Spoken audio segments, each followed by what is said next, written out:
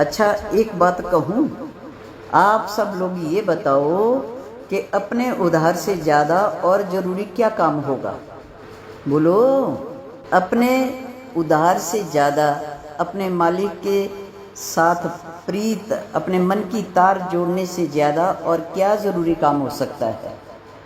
फिर भी कोई ज़रूरी काम निकल आता है तो उसको अपनी सेवा, जो सेवा आप लोगों ने ले रखी है, जिस साधना में आप लगे हुए हैं, तो उस सेवा से पहले, उस ड्यूटी से पहले या बाद में वो काम कर लो।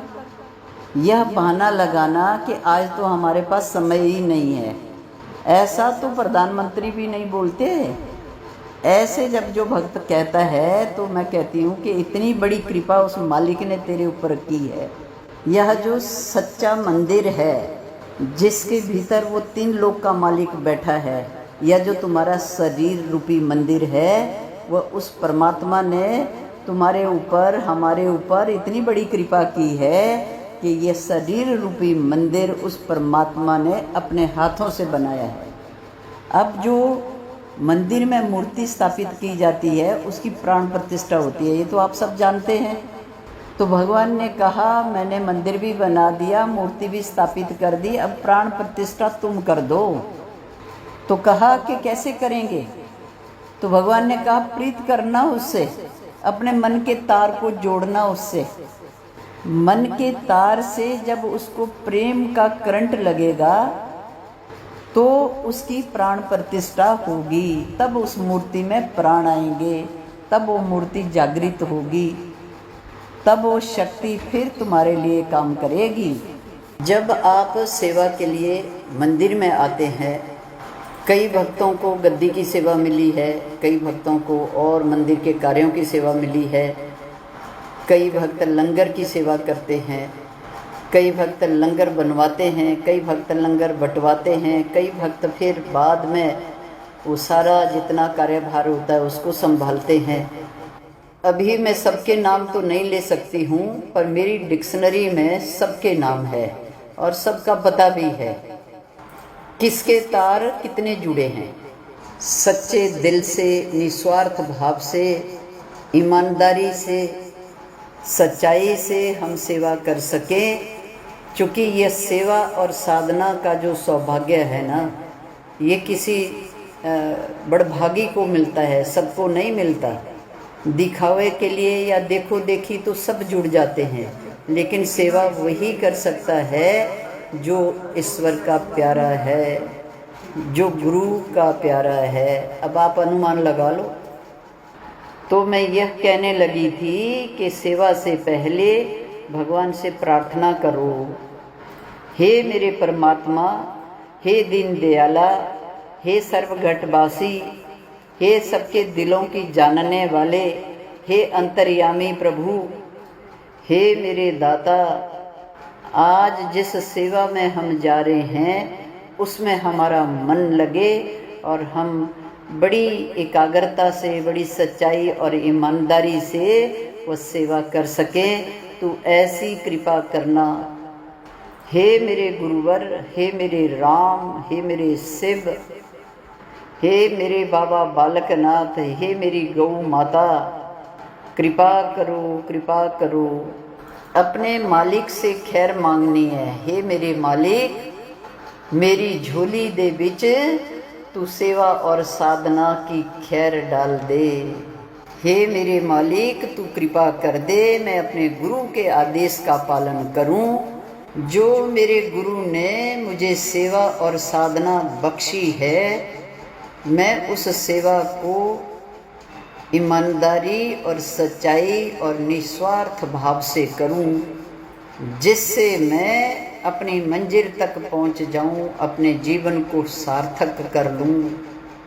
सो प्यारियों, मैं ये भी कह दूं कि मंदिर की सेवा, समाज की सेवा, मंदिर में आए नाथ के शरणार्थियों की सेवा के साथ साथ जो हमें गौ सेवा का सौभाग्य मिला है, ये भी हम सब के ऊपर बड़ी अपार कृपा हुई है। यह गौ आंदोलन हमारे दादा के समय में हो जाता, हमारे परदादा के समय में हो जाता, हमारे समय में हो रहा है, क्योंकि ये सेवा हमारे सौभाग्य में लिखी हुई थी। तो ये जन जागरण जो चल रहा है, ये जो गौ सेवा चल रही है, इसको भी पूरी ईमानदारी के साथ, पूरी सच्चाई के साथ करें। आपको ऐसे बहुत लोग मिल जाएंगे कि हम गौ सेवा में नहीं जाते, हम आंदोलन में नहीं जाते, हम आंदोलनकारी नहीं है, हम गलियों में नहीं जाते, हम जन जागरण में नहीं जाते, हम रैलियों में नहीं जाते, हमें तो शर्म आती है। अब कहाँ कैसे कैसे लोग मिलते हैं, कैसी कैसी बातें लोग करते हैं, यह थोड़ी थोड़ी खबर हम तक पहुंच जाती है, थोड़ी थोड़ी अनुभूति हमें हो जाती है। अब आप तो सब देखते ही हैं मंदिरों में कैसे कैसे लोग आते हैं। चोर भी आएगा, सच्चा भी आएगा, झूठा भी आएगा, बेईमान भी आएगा, ईमानदार भी आएगा, भगत भी आएगा, साधक भी आएगा, ढोंगी लोग भी आते हैं, मुंह में राम राम बगल में छुरी। सब अपनी अपनी अर्जी लेकर आते हैं और नाथ के चरणों में लगाते हैं। अब सामने बैठा नाथ, उसको क्या पता नहीं, उसको सबका पता है, एक एक की जानता है, पल पल की जानता है। पर वो कभी पापी को एक तरफ और धर्मी को एक तरफ नहीं करता। सबको एक साथ खड़ा करके, एक लाइन में खड़ा करके सबको खंडा भी लगा रहा है, बभूति भी दे रहा है, आशीर्वाद भी दे रहा है, सबके दुखों का निवारण भी कर रहा है। कैसे कैसे दुखी लोग आते हैं, रोते हुए लोग इस दरबार में आते हैं और हंसते हुए जाते हैं। वो सब के लिए एक बराबर काम कर रहा है, सबको धूप भी दे रहा है, किसी को छाया भी दे रहा है, अन्न भी दे रहा है, जल भी दे रहा है, सब के ऊपर सब कृपा वो करता है। वो कहता है कि तू कर्म करे जा, मेरे दरबार में भेदभाव नहीं होगा, लेकिन ये भेदभाव तेरे कर्मों का तेरी ही कुंडली में आएगा, तेरी ही जनपत्री में आएगा। फिर पछताए क्या होत जब चिड़िया चुग गई खेत। सो कुल मिलाकर शब्द कभी कड़वे भी हो जाते हैं। अब कुम्हार जब घड़ा बनाता है, मिट्टी तो बड़ी देख के परख कर लाता है, पर जब उसको चाक पर चढ़ाता है, रौंदता है पहले उस मिट्टी को, फिर चाक पर चढ़ाता है, फिर भी वो आकार जो देना चाहता है उस मिट्टी को, वो आकार नहीं बनता, वो फिर उसको रौंदता है, फिर रौंदता है, फिर उसको चाक पे चढ़ाता है। तो ऐसे ही भगवान ने भी अपने प्यारों को भेजा है कि तुम भी वो कुम्हार वाला काम करो। तो हमारे सभी संत महात्मा, बड़े बड़े महापुरुष उस कुम्हार वाले काम को कर रहे हैं। अब जो चाक पे चढ़ गया, जो उस मार्ग पे निकल गया, वो अपनी मंजिल में पहुंच जाएगा। सेवा और साधना ईमानदारी से करो, एक दूसरे को अच्छी भावनाओं के साथ लेकर आगे बढ़ो। जैसे कई लोग कहते हैं इन्होंने हमें मंदिर का रास्ता बताया, दुआएं देते हैं भगवान आपका भला करे। ऐसे ही गौ सेवा में सबको जोड़ो, सतमार्ग में चलने के लिए और लोगों को चलाने के लिए लोग तुम्हें दुआएं देंगे। और राह चलते को तुम भटका रहे हो तो तुम्हें तो राही तो सब जानता है, उसको तुम भटका नहीं सकते, लेकिन अपने पैर में कुल्हाड़ी मारने वाला काम जरूर कर सकते हो। समझ रहे हो बात?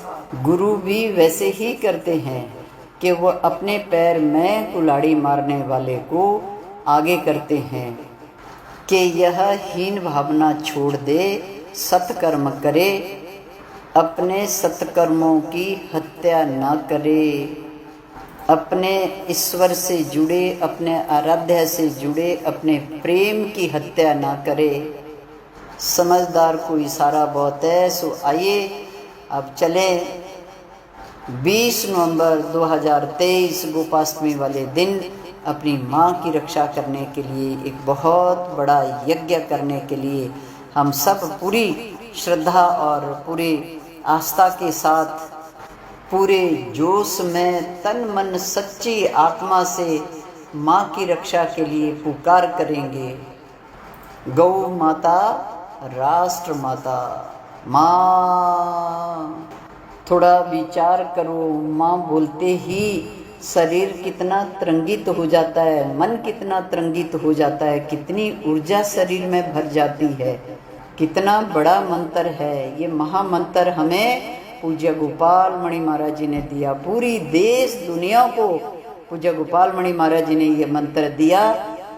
इसी महामंत्र की शक्ति से हम सब गौ माता को माँ का सम्मान दिलाकर रहेंगे। माँ